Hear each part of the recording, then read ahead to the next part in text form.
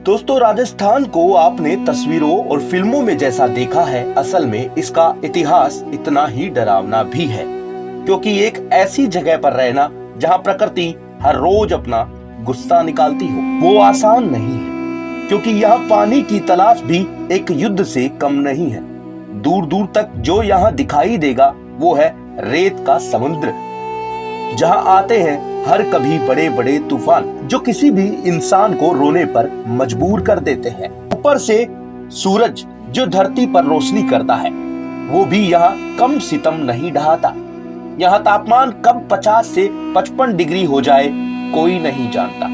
बारिश के बादल भी जैसे यहाँ से रूठे हों, क्योंकि हर बार यहाँ बरसात नहीं होती। इतिहास की खिड़की से देखें तो यहाँ बार बार अकाल जैसी स्थिति होती ही रहती है। प्रकृति का अकाल इंसानों के लिए नई जंग लेकर आता है, और यही कारण है कि इस अकाल की स्थिति को यहाँ अनखावना पावना, यानी ऐसे मेहमान जिनका स्वागत नहीं होता, वो कहते हैं। क्योंकि अकाल का पड़ना यहाँ आम बात थी।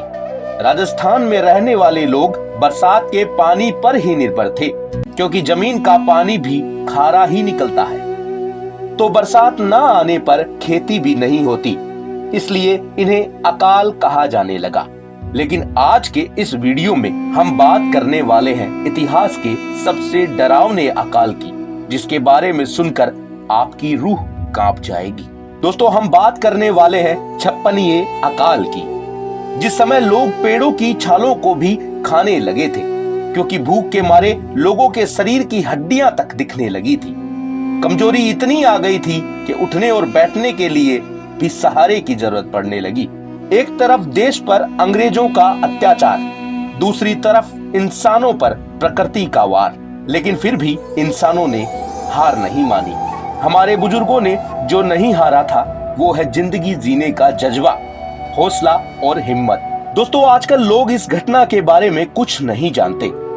80s 90s में जल में लोगों ने जरूर इसके किस्से सुने होंगे, लेकिन क्या कुछ गुजरा था उनके साथ, इसका अंदाजा तो किसी को भी नहीं है। इतिहास पर जमी रेत को हटाकर हम फिर लाए हैं इसकी सच्चाई आप तक। तो स्वागत है आप सभी का गोगीलियो चैनल पर। बिना देर किए इसे सब्सक्राइब कर लीजिए, आगे और भी है बहुत कुछ जानने के लिए। तो चलिए शुरू करते हैं। 9 लाख वर्ग किलोमीटर में फैला थार का रेगिस्तान, जो कि आज का पश्चिमी राजस्थान है, जहां पड़ती है भयंकर गर्मी। इस पूरे इलाके में पानी की कोई भी उपलब्धता नहीं थी। उम्मीद थी तो सिर्फ बरसात से। यही एकमात्र रास्ता था पीने के पानी का। गुजरते समय के साथ आया साल 1899, यानी भारतीय कैलेंडर के हिसाब से 1956। इस समय प्रकृति अपने रौद्र रूप में थी, और यही कारण था कि यहाँ पानी नहीं बरसा। इसलिए इस काल को ही छप्पनिया काल कहा जाने लगा। अंग्रेज भी इसे द ग्रेट इंडियन फेमिन 1899 कहने लगे। यही वो समय था जब यहाँ के लोगों के पास अनाज और पीने को पानी की कमी आने लगी। लोगों ने एक दिन छोड़कर एक दिन खाने का निर्णय लिया, और कुछ समय बाद राबड़ी पीकर ही काम चलाने लगे। यही समय था तब काकड़ी और मतीरे के बीजों को भी सेक कर खाने लगे, तो कभी बेर खाने लगे। इसके बाद बेर की गुठलियों का भी पाउडर बनाकर खाने लगे। धीरे धीरे अब समय और भी कठिन होने लगा। इंसान सिर्फ पेड़ पौधों पर निर्भर रहने लगे, जो रेगिस्तान में जीवित थे। बताया जाता है कि एक समय पर खेजड़ी की छाल का पाउडर बनाकर पानी में मिलाकर पीने लगे। शरीर को पोषण न मिलने पर शरीर अब और ज्यादा कमजोर और कुपोषित हो गए थे। चलने उठने बैठने के लिए भी अब सहारे की जरूरत पड़ने लगी थी।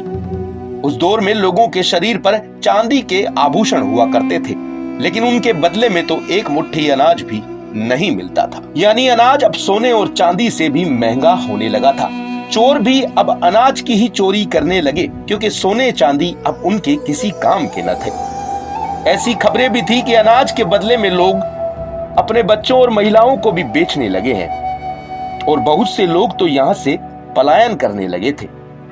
ऐसे समय में समाज के भामाशाह सामने आए, जिन्होंने मानवता को बचाने की कोशिश की। इन्हीं में से एक नाम सामने आता है, वो है राव गोपाल सिंह खरवा।